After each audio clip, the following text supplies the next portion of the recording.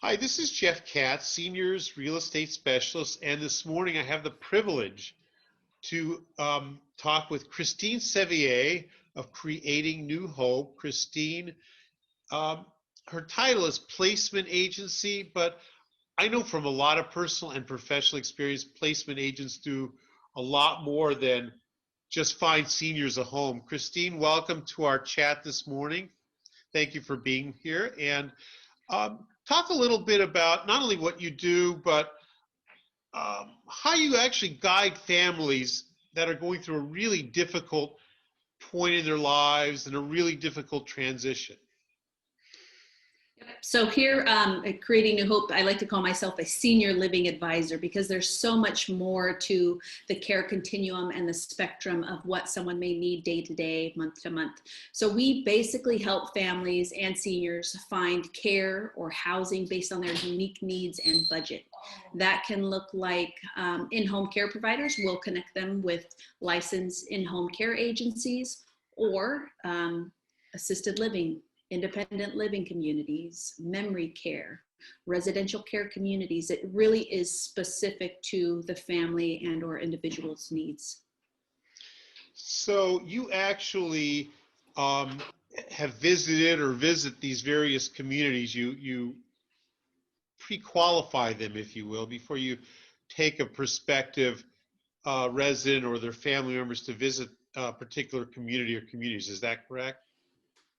Yep. So typically we have a whole entire assessment process. And what we'll do is we'll get to know that individual or the family's unique needs, likes, desires, because it's really about matching like residents with like residents. You don't want to have somebody who is like really active and still very sharp and with it and wants a great Wi-Fi access so they can access, the great course lectures, that kind of person who is still very keen on getting their educational and stimulation needs into a community that maybe they're playing bunco all the time or bingo and folks are just a little bit further along in the disease process. So it's really about matching like residents with like residents and knowing these administrators, the communities, touring them personally. I've been in probably every community in the Greater Bay Area myself. Wow. I've put hundreds of thousands of miles on my vehicle touring communities and getting to know these administrators directly.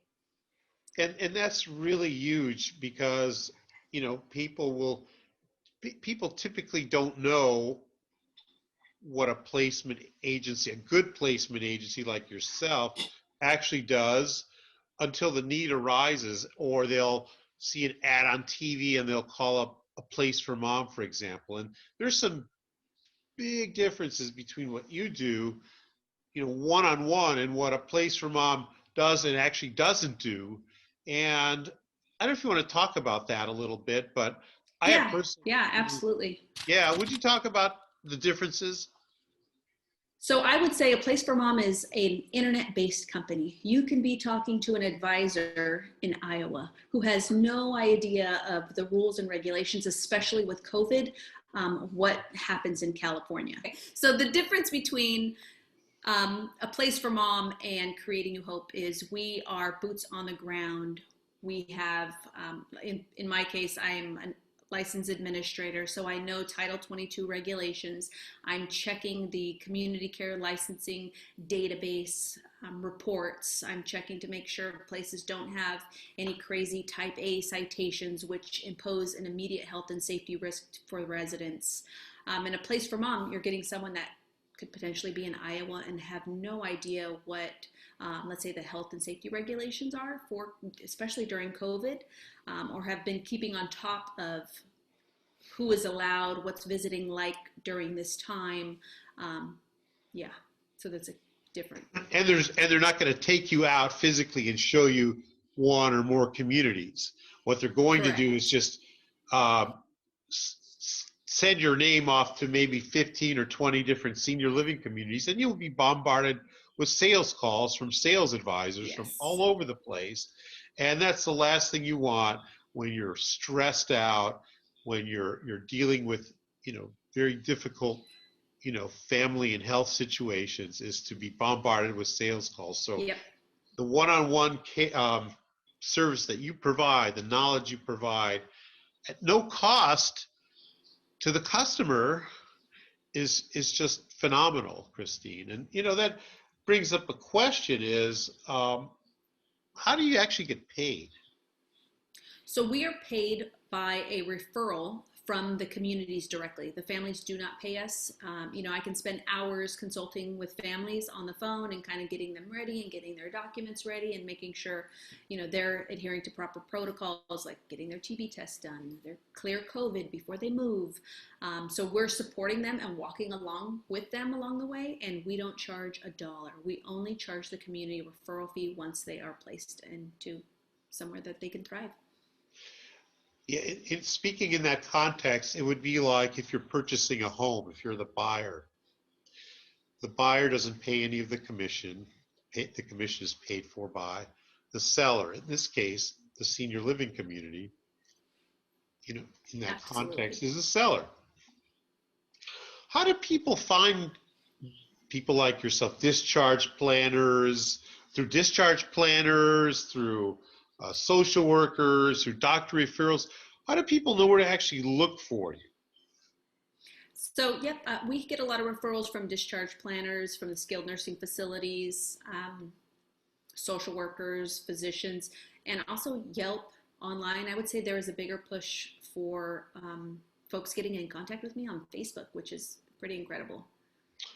Interesting. That's really interesting. So, is it best for folks to contact you before there's a need, instead of when mom or dad are in skilled nursing and they're being discharged tomorrow and all of a sudden they can't go home, they have to find a place to live?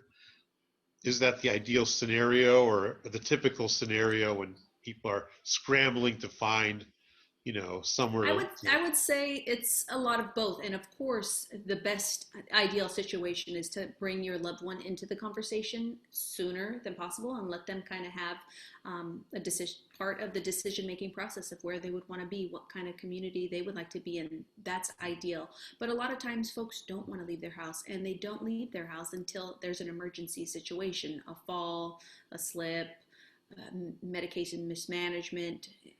Usually there's an emergency. So in some scenarios, folks are bringing me in early on to kind of just do a house assessment and saying, hey, you know what?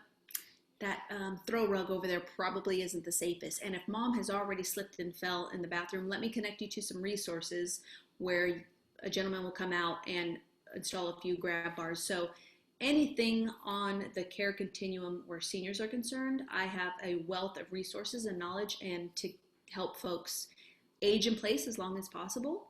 And if they absolutely have to move, we can help them with that process as well. So you'll actually go to somebody's house and potentially advise them if it's if there's a bathtub that needs modification, or they're in a 2-story home, or perhaps a chairlift would be a benefit for them. You could advise them on that as a way to enable people to stay in their homes for as long as possible. Yeah, absolutely. That's a wonderful thing, Christine. Is there anything else that you'd like to actually, mention to our audience, that maybe some unusual stories that you could share, or typical case scenarios that you deal with more frequently than others, perhaps? I would say during this time with COVID, there are a lot of families where their loved ones are isolated and they're stuck in their homes by themselves. If you can't afford in-home care, someone to come in, help with meals, and most of the in-home care agencies are testing all of their caregivers, get someone in to help that person out and get them outside into the sunlight. I'm seeing a lot more cognitive decline because of the shelter in place, which is unfortunate. And then another, I tell families to also look out for if your loved one hasn't been paying their bills on time. If, you go and check in and the mail is stacked yay high, maybe there's a little bit of disorientation, or they're dehydrated. Those are clear indications. It's time to start making some decisions about, health and safety for your loved one and what's the best options. What about falls? Those are a frequent reason for people to move into assisted living, for example.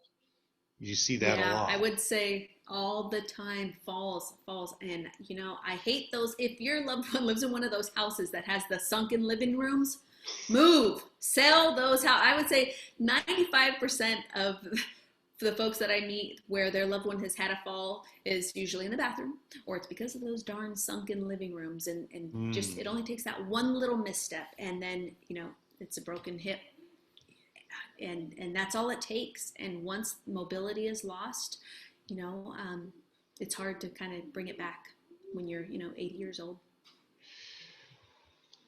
I know that from your background, looking at your resume, you sort of got into this business by helping your grandmother, and indirectly, I got into this business by helping my own father who had dementia. So a lot of people that go into the business of helping seniors come from a perspective of personal experience, and I can see not only do you have a lot of personal experience and great professional experience, you have a wealth of knowledge and tend to look at the bigger picture, not only, you know, what is the situation like today, but you're trying to prevent a worse situation tomorrow by recommending things that could help both the senior and their family. I think you're an amazing person, Christine, and I'm really grateful that you took the Thank you. time Thank you. to do this video and tell people how they can get a hold of you, your phone number, your website, whatever contact information you have. Put it out there.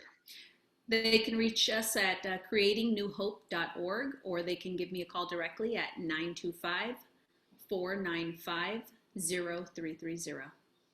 And which areas do you cover? I would say the greater Bay Area, but primarily Alameda, Contra Costa, Solano. Very good. What a great resource, Christine Sevier.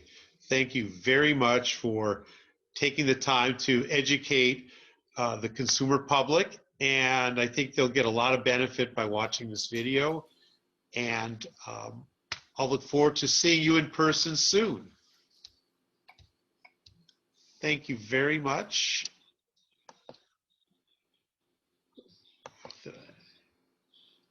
Absolutely. Soon enough. Okay.